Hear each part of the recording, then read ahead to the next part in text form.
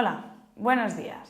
A continuación vamos a realizar la segunda formación para que sepáis cómo utilizar de manera eficaz la herramienta Sayus. Es muy importante tener en cuenta que Sayus es una herramienta más que tenéis a vuestra disposición para tratar a vuestros pacientes, pero que la parte fundamental de la terapia sois vosotros. Entonces, es muy importante que dominéis cómo utilizar Sayus, no solamente a nivel técnico, que es lo que ya hicimos en la primera formación, sino a nivel terapéutico, tener en cuenta todos esos aspectos que hay que cuidar y aplicar correctamente para que sea un tratamiento eficaz para los pacientes. Primero de todo, es muy importante, ahora a continuación vamos a revisar un poco lo que es la historia de la realidad virtual muy por encima. ¿Por qué? Pues porque es muy importante que tanto vosotros como los pacientes sepáis que es una técnica que está más que validada a nivel científico. Hace más de 15 años que en el campo de la investigación y en grandes hospitales, por ejemplo, es muy famoso para el tratamiento de veteranos de guerra en Estados Unidos, ya se ha aplicado. Hace más de 15 años que se está aplicando. Por lo tanto, no hay duda que es una herramienta eficaz, que funciona, que sirve para aplicarlo en pacientes en salud mental. Esto, si tanto vosotros como vuestros pacientes tenéis dudas, nos pedís bibliografía y os mandaremos los papers, los artículos científicos que demuestran y que han validado la eficacia de esta herramienta. Pero lo primero de todo es conocer que está validado científicamente, que funciona. Esto os va a dar tranquilidad tanto a vosotros, pero también sobre todo a los pacientes. Y tenemos que transmitir esto a los pacientes. También es importante saber que todos estos estudios de realidad virtual que validaban la eficacia de esta técnica se han hecho a lo largo de los últimos 15 años, donde la tecnología era mucho más rudimentaria, los entornos virtuales eran menos realistas y que todo esto ha ido mejorando y evolucionando. Es decir, si hace 15 años con unos entornos virtuales más planos, con unos cascos de realidad virtual más sencillos, menos inmersivos, ya se demostró que la realidad virtual era eficaz, imaginaros ahora que los entornos virtuales son hiperrealistas, que la inmersión es mucho mayor porque conseguimos pantallas con mejor resolución y más inmersivas. Esto quiere decir que tenemos que estar seguros y tranquilos de que es una herramienta que funciona, pero para que sea eficaz hay que saberla aplicar. Y es los puntos que vamos a revisar a continuación. Primero de todo, ¿por qué es eficaz la realidad virtual? Pues lo que han demostrado todos estos años los estudios es que la realidad virtual tiene la capacidad de generar pensamientos, emociones y reacciones similares a los que una persona experimentaría en una situación real. Esto es lo que permite que sea una herramienta que puede ser utilizada a nivel terapéutico en salud mental. Y está demostrado que la realidad virtual puede generar estos pensamientos, emociones y reacciones. Y esto es lo que hace que pueda ser eficaz. Pero esto tenemos que saberlo tanto los terapeutas como los pacientes. Tiene esta capacidad. Una vez sabemos esto y sabemos que funciona y por qué funciona, es importante, el siguiente punto para poder aplicar un tratamiento eficaz, es importante dominar la herramienta, cómo utilizarla. Esto es lo que hemos revisado en la primera formación. Sobre todo, no podemos aplicar una herramienta que está demostrado que es eficaz de manera errónea, a nivel técnico. Entonces, sobre todo, revisad que sabéis dominar lo que son las gafas, la plataforma, etc. Ahora vamos a revisar unos conceptos claves que nos permitirán entender por qué la realidad virtual tiene esta capacidad de generar pensamientos, emociones y reacciones. Esto es muy importante que lo conozcáis también vosotros y los pacientes, porque nos permite entender y confiar de que esta técnica va a ayudarnos. Primero de todo, hay que entender qué se entiende por realidad virtual, porque esto también permite aplicar mejor o entender en qué aspectos hay que prestar atención a la hora de aplicar dicha técnica. Primero de todo, la realidad virtual se define por 3 puntos. El primero son entornos 3D generados por ordenador. ¿Por qué hacemos énfasis en este punto? Porque a veces esperamos que el entorno virtual sea un espacio completamente igual que la realidad. Y hay que tener en cuenta que lo que define realidad virtual es que el entorno está generado por ordenador. Y como decía antes, hay entornos virtuales que fueron generados por ordenador hace 15 años que, por muy rudimentarios que fueran, demostraron ser eficaces para el tratamiento de salud mental. Es decir, no hace falta que el entorno virtual sea súper realista para que la realidad virtual sea una herramienta eficaz. Luego volveremos a hacer énfasis en este aspecto. Segundo punto, la realidad virtual se define también por el hecho de que da la posibilidad de interactuar, de que la persona que está inmersa interactúe con el entorno virtual. Esto es importante porque el hecho de que la experiencia se modifique en función de nuestra conducta es un elemento que confunde a nuestro cerebro para que nos creamos que estamos allí. En nuestro caso, en el caso de ensayos, la interacción del paciente consiste en que cuando el paciente gira la cabeza pasa a ver otra zona del entorno virtual. Si yo miro a mi izquierda veré una puerta y si miro adelante veré un pasillo. Está cambiando la experiencia virtual en función de nuestra conducta de mirar. En cambio, en una película, por ejemplo, o en televisión, por mucho que yo gire la cabeza, yo no decido qué estoy viendo. Y con la realidad virtual sí, este elemento contribuye a que nos metamos más en situación. Y el tercer aspecto es que la realidad virtual se caracteriza por que hay estimulación multisensorial. En el casco de realidad virtual Sayo se estimula el canal visual y auditivo, pero lo que han demostrado los estudios es que cuantos más canales sensoriales se estimulan, más inmersión o más nos metemos en situación y más eficaz es el tratamiento. Y por esto este tercer aspecto de la estimulación sensorial es importante, porque luego volveremos a este tema para explicaros cómo podéis hacer que el paciente se ponga más en situación. El hecho de tener un entorno generado por ordenador que da la posibilidad de interactuar y que recibimos estimulación multisensorial es lo que engaña a nuestro cerebro de diferentes maneras y permite que se generen pensamientos, reacciones y emociones similares a las de una situación real. Ahora vamos a revisar dos aspectos claves que permiten entender por qué es eficaz la realidad virtual. Una, la inmersión. La inmersión es un fenómeno que tiene lugar cuando estamos inmersos en un entorno, cuando nos ponemos unas gafas de realidad virtual y que lo que hace es que nos olvidemos de dónde estamos.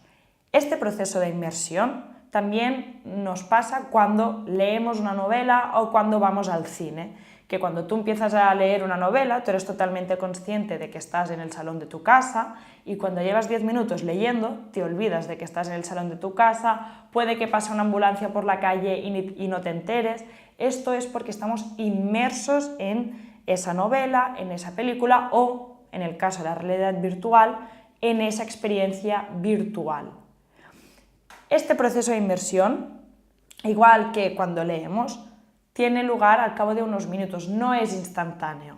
Y esto es importante saberlo, no debemos esperar que tan solo el paciente se pone las gafas, ya se va a sentir y a creer y su cerebro se va a pensar que está dentro de un avión. No, se tiene que dar el proceso de inmersión que tarda unos minutos. Cuanto más tiempo llevamos prestando atención al entorno virtual, nuestro cerebro se olvida del entorno real. Entonces es importante tener en cuenta que para que el tratamiento sea eficaz hay que dar tiempo a nuestro cerebro para que se ponga en esta situación real y no es cosa de unos segundos. Y esto luego os daremos un truco para cuidar este proceso de inmersión. Pero sobre todo, tener en cuenta que la inmersión es un proceso, no pasa al cabo de unos segundos y que es un factor que influye en la eficacia del tratamiento. El otro concepto clave que hay que conocer es el sentido de presencia. Una vez estamos inmersos en esta realidad virtual, lo que nos pasa es que nuestro cerebro llega a creerse que estamos viviendo esa experiencia, aunque racionalmente sepamos que es ficticio. Y esto es importante, porque muchos pacientes, cuando no conocen la técnica, dicen, a ver, a mí esto no me va a generar miedo porque sé que es falso. Y lo que hay que explicarles es que nuestro cerebro cuando lleva mucho rato o cuando lleva un rato inmerso en un entorno virtual, empiezan a afectarle los estímulos de ese entorno virtual aunque sepamos que son falsos. Y lo mismo pasa cuando vamos al cine. Aunque sepamos que la historia de la película que estamos viendo es ficticia, puede ser que llegamos a tener miedo o que lloremos o que nos pongamos contentos, nos transmite emociones una película que es ficción. Con la realidad virtual pasa lo mismo. Cuando llevamos un rato inmersos en ese entorno virtual, aunque racionalmente sepamos que es ficticio, nuestro cerebro reacciona como si fuera real y por eso puede servir como herramienta de tratamiento. Ahora, en la segunda parte de la formación, os explicaremos diversas formas o métodos para incrementar la inmersión y el sentido de presencia, y así vamos a facilitar que esta herramienta sea eficaz para el tratamiento de nuestros pacientes. Antes de pasar a esta segunda parte, quiero revisar un tercer punto. El tercer punto es ¿qué pasa con nuestro cerebro cuando ve un entorno generado por ordenador que no es exactamente igual a la realidad? ¿Qué pasa cuando, por ejemplo, no hay tanto detalle como estamos acostumbrados a ver en el mundo real? Pues bien, los estudios han revelado que no es necesario una calidad gráfica del entorno virtual espectacular para que nuestro cerebro perciba esta realidad como creíble, porque lo que hace nuestro cerebro es construir su propia realidad a partir de los elementos que está viendo. Y lo mismo, entonces explica que nuestro cerebro hace lo mismo que lo que hace cuando ve esta imagen que vemos ahora en la diapositiva, que en realidad lo que hay son 3 pequeños quesitos de color negro, pero nuestro cerebro consigue ver un triángulo, porque construye una realidad con los elementos que sí que está viendo. Con la realidad virtual pasa lo mismo. Aunque no sea completamente igual, aunque no sea perfecto, aunque la calidad gráfica no sea la misma que un entorno completamente real, nuestro cerebro es plástico y acaba de construir la realidad que estamos acostumbrados a ver, y por eso, aunque sea un entorno virtual hecho por ordenador, es una herramienta eficaz. Y esto también es importante que lo sepáis vosotros por si los pacientes os lo dicen. Si un paciente os comenta, pero a ver, este entorno virtual no es igual que un avión normal, o hay cosas, este señor, por ejemplo, este señor no tiene las manos exactamente iguales o bien definidas como una persona en la realidad, le tenéis que explicar que no pasa nada, que nuestro cerebro lo que hace es acabar de construir la realidad. Esto es importante, esto es que lo conozcáis vosotros. Ahora pasamos a la segunda parte de la formación, que os explicamos estas buenas prácticas, estas cosas que vosotros como terapeutas podéis hacer para mejorar la inmersión y el sentido de presencia, para que el tratamiento sea más eficaz. Muy bien, ahora os vamos a explicar 3 puntos claves al que hay que prestar atención antes de empezar el tratamiento y que hay que hacer con el paciente. El primero es educar al paciente sobre qué es y qué no es la realidad virtual para que sus expectativas se ajusten a lo que realmente va a ser la experiencia con realidad virtual. Esto es muy importante, porque si por ejemplo no explicamos al paciente que el entorno virtual está hecho por ordenador y que no va a ser tan realista como si fuera un vídeo, de verdad, cuando se pone las gafas se lleva una decepción y se piensa que como no es realista no le va a funcionar el tratamiento. En cambio, lo que los estudios han demostrado es que no es necesario que sea 100% realista, porque nuestro cerebro, como acabamos de decir, construye la realidad en función de los elementos que ya ve y que conoce y reconoce como reales. Entonces, si esto el paciente no lo sabe porque no se lo hemos explicado, pues le va a tener dudas sobre la eficacia del tratamiento y, como todos sabemos, es importante que el paciente crea en el tratamiento o la terapia que vamos a llevar a cabo con él. Por eso es importante explicarle que está validado científicamente, que tiene que haber un proceso de inmersión y que por eso es normal que los primeros minutos no sienta 100% que está dentro de un avión, por ejemplo, que hay una cosa que es el sentido de presencia, que es lo que hace que tenga la capacidad de generar emociones, que su cerebro construye la realidad en función de lo que ve, un poco todo lo que os hemos explicado a vosotros ahora, a explicarlo también al paciente para que, uno, como hemos dicho, ajustar las expectativas a lo que realmente va a ser la experiencia, y dos, anticipar dudas que le puedan surgir al paciente que pueden hacer que no crea en esta terapia. Una vez le hemos explicado qué es la realidad virtual, cómo funciona, que está validada, etc., antes de empezar la terapia, lo que vamos a hacer es motivar al paciente mostrándole un entorno virtual. Nosotros sugerimos utilizar un entorno virtual que le pueda impactar, como por ejemplo el de fobia a las alturas, si no es un paciente con fobia a las alturas, porque como todas las personas nos da un poco de respeto estar a mucha altura, porque realmente si cayéramos pues nos podríamos hacer daño.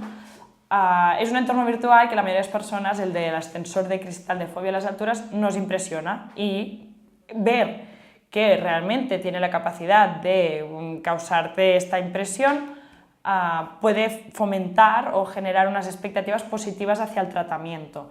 Si es una persona que a lo mejor tiene fobia a las alturas o ha venido a terapia para fobia a las alturas, pues le podemos enseñar otro entorno virtual, como puede ser el entorno virtual de debajo del mar, de relajación, que hay muchos peces, muchos colores, movimiento, y también transmite mucha tranquilidad. Vosotros mismos. Es importante este punto de dejar probar un entorno virtual al paciente antes de empezar el proceso terapéutico, porque es un momento en el que salen muchas dudas. Pensad que la mayoría de vuestros pacientes nunca han probado la realidad virtual, será su primera vez, y si la primera vez que le ponemos unas gafas de realidad virtual nosotros pretendemos que focalicen su atención como si estuvieran dentro de un avión o dentro de un ascensor, lo tenemos difícil, porque seguramente el paciente, por la novedad de probar la realidad virtual, estará pues explorando el entorno virtual, qué pasa si muevo mi mano, qué pasa si me pongo a andar, y no será una sesión terapéutica. Por eso ya directamente os recomendamos, primer día, que pruebe las gafas, que os haga preguntas. ¿Qué pasa si me pongo a andar yo en la realidad? ¿Virtualmente el avatar también andará? No, no puedes andar. Tú lo que hay que hacer para ponerte en situación es mover la cabeza. Bueno, pues que surjan todas estas preguntas y que lo pruebe. Y esto, os pongo un caso real para que entendáis lo importante que es. Hubo una paciente de fobia a volar que el psicólogo pues directamente le puso las gafas de realidad virtual para hacer una sesión terapéutica, y empezaron con el aterrizaje, que era, le daba ansiedad, pero no era lo más difícil, pero le daba ansiedad. Y se puso a despegar, a aterrizar, y la paciente iba mirando por la ventana. ¡Ay, qué chulo esto de la realidad virtual! ¡Qué divertido! ¡Ostras, qué chulo! Está muy bien hecho, pero no me da ansiedad. Bueno, acabaron el aterrizaje y dijeron, ahora volveremos a repetir el aterrizaje, intenta focalizar la atención en los estímulos del sonido del avión, etc. La paciente, lo intentaba, pero también iba mirando qué pasaba, si se miraba las manos, miraba al señor de al lado, etc.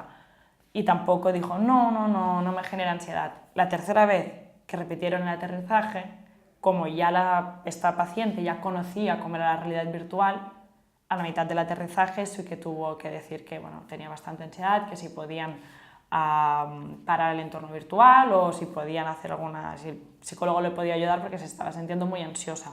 Mientras que la primera vez dijo que eso no le iba a generar ansiedad, que eso era muy chulo, pero que no era como un avión real. Esto es porque no conocía la técnica y estaba mirando la novedad. Por eso, no os preocupéis si las primeras sesiones o la primera sesión a nivel terapéutico los pacientes no se acaban de poner en situación o os dicen que creen que no les va a generar ansiedad. No conocen la técnica, es muy novedoso y nosotros lo que tenemos que hacer es procurar dejárselo probar antes sin finalidades terapéuticas, para que luego cuando intentamos hacer una sesión terapéutica centren la atención ya en los estímulos relevantes. Y el tercer punto que hay que hacer antes de empezar las sesiones de realidad virtual a nivel terapéutico es evaluar bien y planificar el tratamiento. Si se trata de un paciente con una fobia, lo que vamos a hacer es hacer una jerarquía con el paciente teniendo en cuenta los entornos virtuales que tenemos, los eventos y variables de configuración que tenemos en cada entorno virtual, y construir la jerarquía en función de esto y planificarlo. Porque una cosa que pasa al principio es que como estamos acostumbrados a hacer exposición en vivo, o pues muchas veces cuando, por ejemplo, hacemos una exposición con el avión, lo hacemos la exposición a nivel cronológico. Despegamos, volamos y aterrizamos. Cuando a lo mejor el paciente terapéuticamente le conviene más primero aterrizar, luego volar y dejamos para el último paso de la jerarquía el despegue, que muchas veces es lo que genera más ansiedad. Pues pensad esto, que con la realidad virtual podéis jugar con estas cosas. Para ello, pues hay que planificar bien el tratamiento y hacer bien una jerarquía. También es importante ver qué situaciones son relevantes para ese paciente y qué situaciones no son relevantes, porque si tenemos un paciente con agorafobia, pero que en su ciudad no hay metro y nunca ha estado en un túnel de un metro, a lo mejor le ponemos en el metro y a lo mejor no le genera ansiedad porque no es una situación a la que acuda habitualmente y que le genere ansiedad. Por lo tanto, evaluar bien, planificar y luego ya podemos empezar el tratamiento. Para planificar bien el tratamiento es importante conocerse los entornos virtuales. Y de hecho, enlazando con el siguiente punto, una vez ya hemos hecho los 3 puntos de educar, motivar y evaluar y planificar la sesión, cuando ya vamos a empezar el tratamiento, antes de hacer la primera sesión o cualquier sesión, hay que prepararlo. Hay que preparar la sesión. ¿Cómo? 1. Visitando el centro de aprendizaje, donde vais a encontrar un manual para cada entorno virtual, para saber para qué sirve cada botón.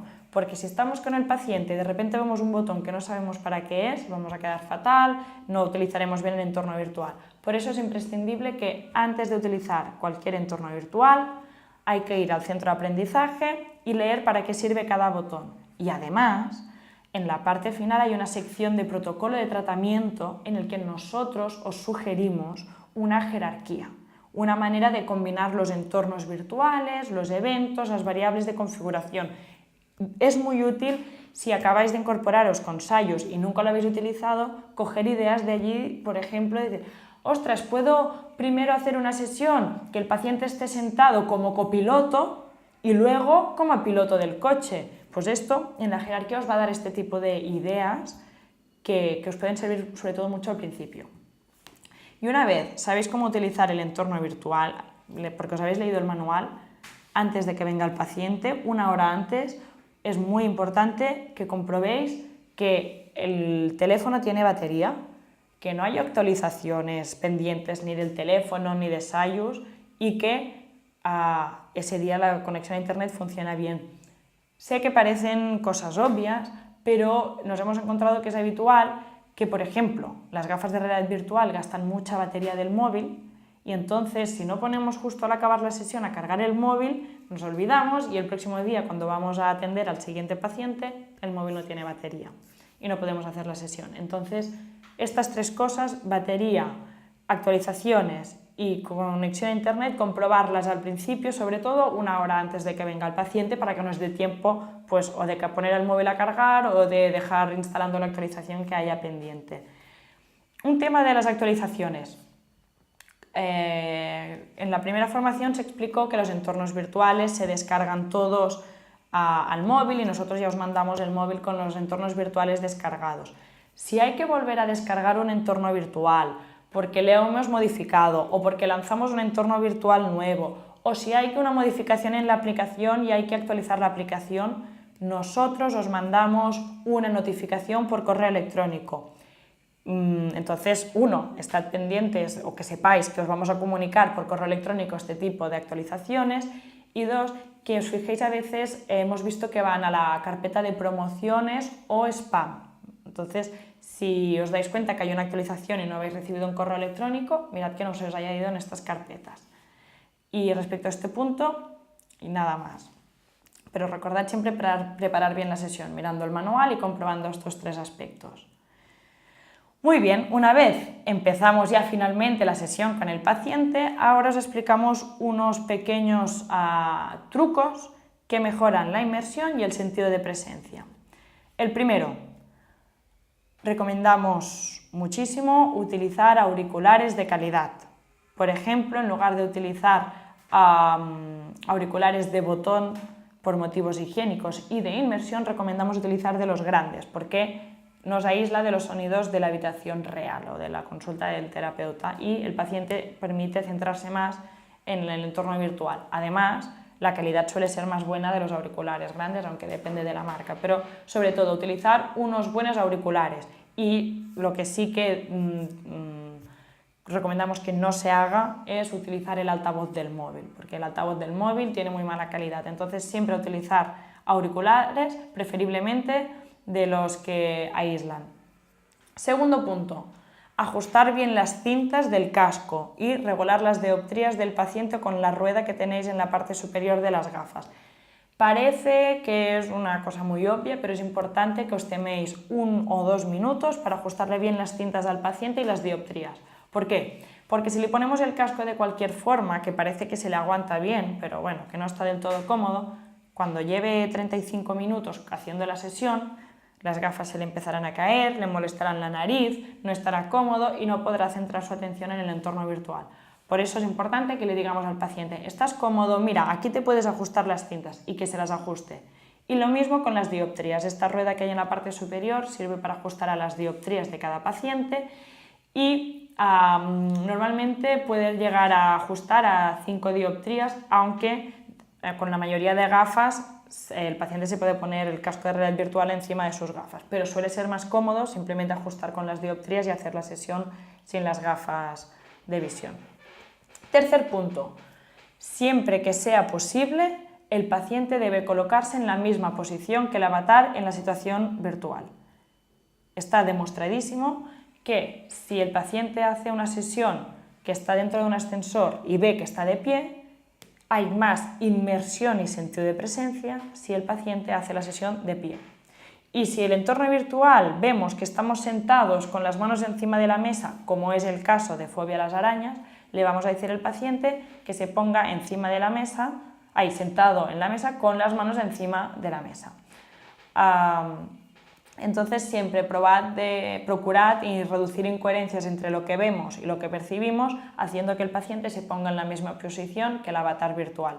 Por ejemplo, otro caso que se me ocurre que en esta línea que mejora el sentido de presencia es en el entorno virtual de conducir. Si probáis de poneros en el entorno virtual con las manos encima de una mesa o bien con las manos simulando que estáis cogiendo el volante, veréis que vuestro cerebro se cree más que estáis en ese entorno virtual si ponéis la mano como si estuvierais cogiendo un volante. Entonces todo lo que sea reducir incoherencias mejora la inmersión y el sentido de presencia. Cuarto punto, tras pulsar el botón de play, hay que dar un tiempo al paciente para que se centre en el entorno virtual antes de empezar lo que sería la sesión terapéutica. Es lo que hemos dicho del proceso de inmersión. Hay que dejar unos minutos al paciente para que centre su atención, vea las novedades del entorno virtual y ya luego vamos a empezar a nivel terapéutico. No os esperéis, no os esperéis que poner las gafas al paciente, venga, despegar y ya que el paciente se sienta como si estuviera en un entorno virtual, ahí en un avión despegando.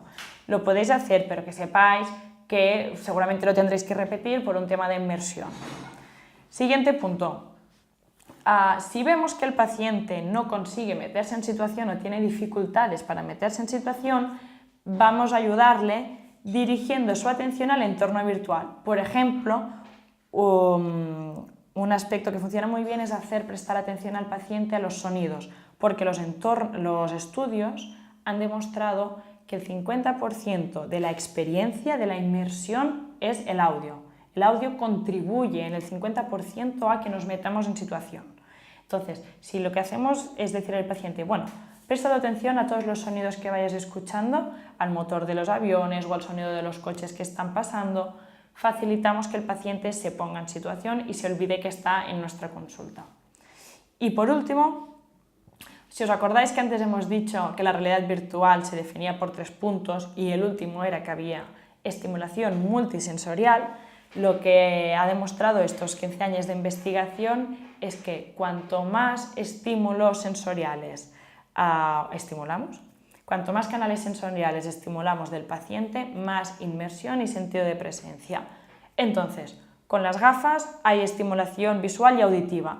Pues lo que nosotros podemos hacer es por ejemplo, tocar al paciente. Si el paciente ve que le están pinchando, coger un bolígrafo y tocarle el brazo en el momento del pinchazo.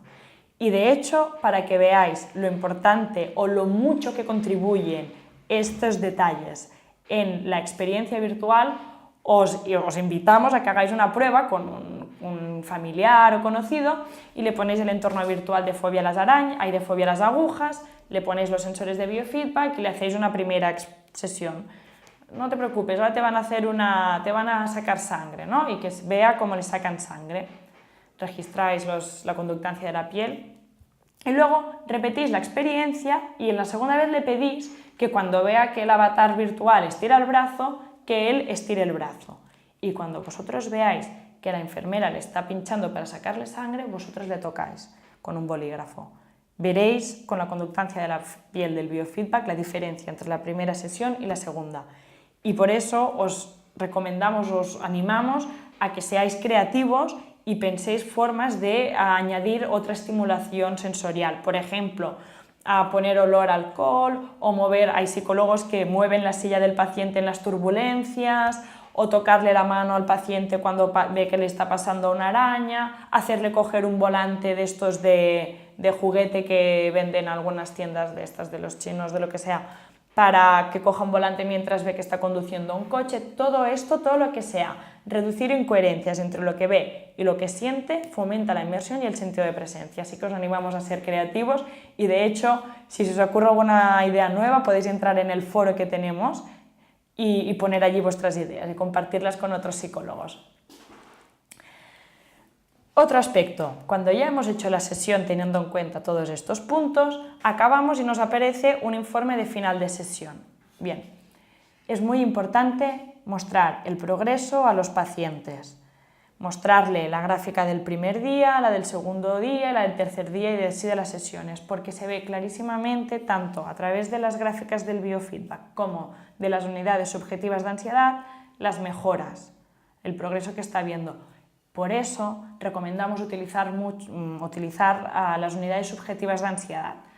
Algunos pacientes, algunos psicólogos lo que hacen es anotar inicio, mitad y final de sesión, pero como ves en las gráficas de la diapositiva, cuantos más registramos, más información tenemos y mejor se ve la evolución del paciente. Por eso os animamos a ir preguntando cada 2-3 minutos las unidades subjetivas de ansiedad al paciente. En cuanto al biofeedback, bueno, el biofeedback es un tema que genera muchas dudas porque algunos de vosotros a lo mejor nunca habéis utilizado sensores de biofeedback.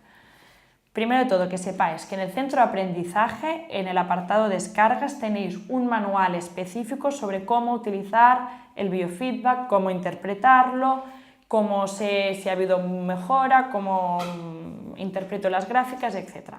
Entonces, si nunca habéis utilizado sensores de biofeedback, os recomendamos que os leáis el manual.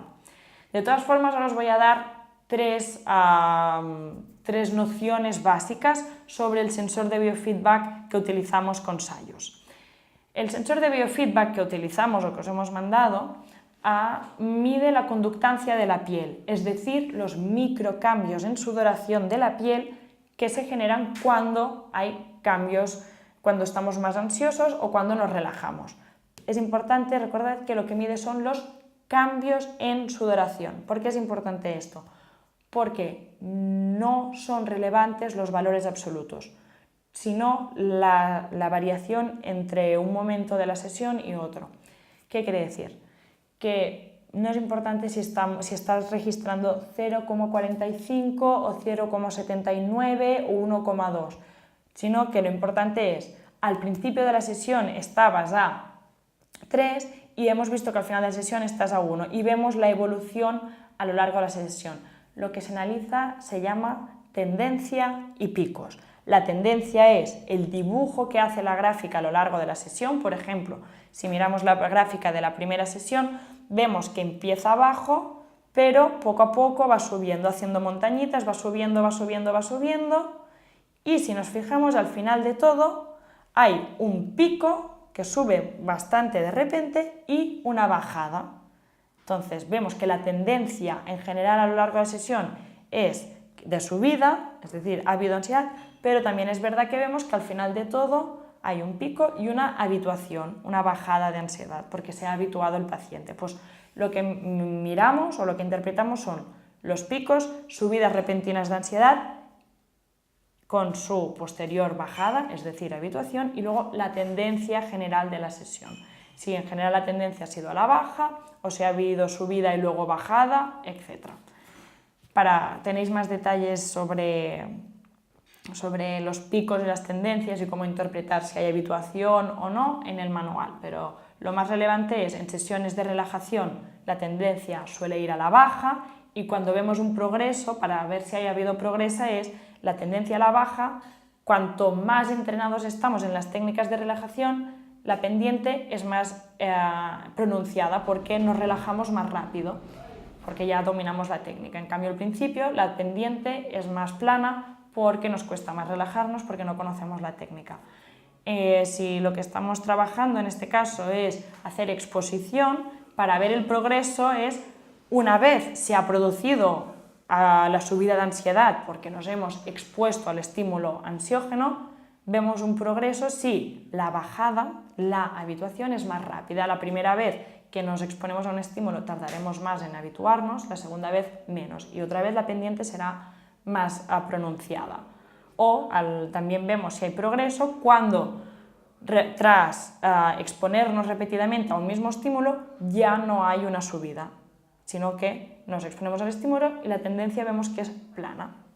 Aquí vemos que hay progreso terapéutico. Si tenéis dudas sobre el biofeedback o sobre cualquier otro aspecto, ya sabéis que estamos a vuestra disposición y nos contactáis y os damos más información, aunque con el manual está muy detallado. Ahora, ya por último, lo que vamos a hacer es repasar comentarios que suelen hacer los pacientes. Es normal que los hagan y lo que vamos a hacer es daros unas maneras de contestar para poderles dar la información correcta. No os preocupéis si os hacen estos comentarios porque es que es normal. Un comentario muy frecuente cuando un paciente prueba la realidad virtual es decir, este entorno no es realista, no me va a funcionar porque este entorno virtual no es realista. Lo que hay que explicarle es que la realidad virtual está hecha por ordenador y hace más de 15 años que está validado, que funciona. Y pensad que se validó, por ejemplo, hace 15 años cuando los entornos sí que no eran realistas, era una cosa plana, muy sencilla y ya se demostró que era eficaz. ¿Por qué? Porque lo que se ha visto es que el grado de realismo contribuye a la inmersión, pero no es un factor determinante de la eficacia del tratamiento. Que estén tranquilos, que lo importante es que haya los estímulos relevantes para su trastorno y que su propio cerebro, con los elementos que hay, ya acaba de construir la realidad. Por lo tanto, no es necesario un grado de realismo alto para que el tratamiento sea eficaz, porque su cerebro ya hace una reinterpretación de la realidad. Es muy importante transmitir esto a los pacientes para que no duden de la herramienta o de la eficacia del tratamiento. Segundo, otro comentario.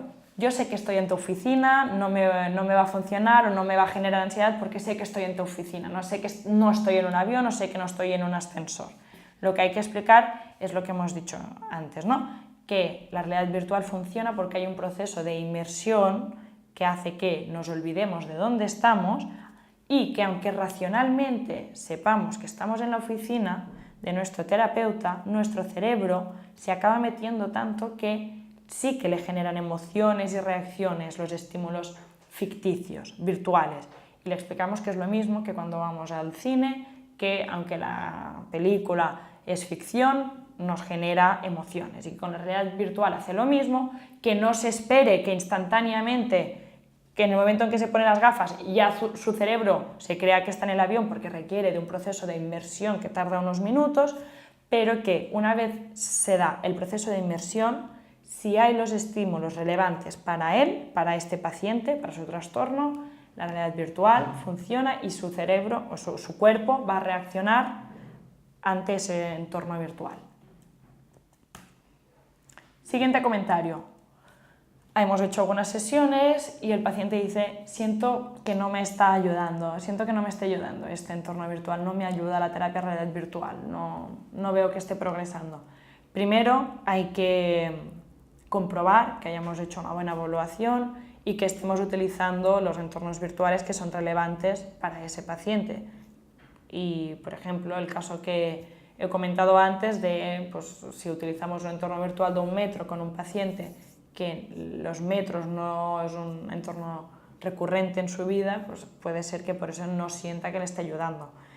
Segunda cosa que podemos hacer si un paciente comenta que no siente que le esté ayudando o que se ponga en situación. Hay que evaluar que el paciente no esté haciendo una evitación cognitiva. Sabemos que los pacientes fóbicos, sobre todo, suelen tener un perfil evitativo. Entonces, lo que se ha visto es que, aunque comparado con la imaginación les añadimos todos los estímulos visuales y auditivos para forzarlos a exponerse, aún así a veces no focalizan la atención en los estímulos que les generan ansiedad. Entonces, si vemos, por ejemplo, que el paciente va mirando mucho alrededor y va explorando, es que nos está poniendo en situación y lo que tenemos que hacer es reconducir su atención a los estímulos que le pueden generar ansiedad. Vale, no te preocupes, ¿ves que no te genera ansiedad? Bueno, haz una cosa, ahora presta únicamente atención al sonido de los motores del avión, ¿no? Yo estoy cogiendo todo el rato el ejemplo del avión. Presta atención a los sonidos de los motores del avión. Si veis que todo el rato os está hablando, no, esto no me hace, le decís, bueno, ahora procura estar 1 minuto o 2 minutos solo prestando atención a los motores del avión. Evitemos que se ponga a hablar con nosotros porque lo que está haciendo es evitar focalizar la atención y ponerse en el entorno virtual. Evitemos que se ponga a hablar con nosotros y le vamos reconduciendo para que que se meta en esta situación. Normalmente, si hemos hecho una buena evaluación y estamos utilizando el entorno virtual correcto y no hay evitación cognitiva, salvo excepciones, la realidad virtual funciona y es una herramienta que funciona muy bien.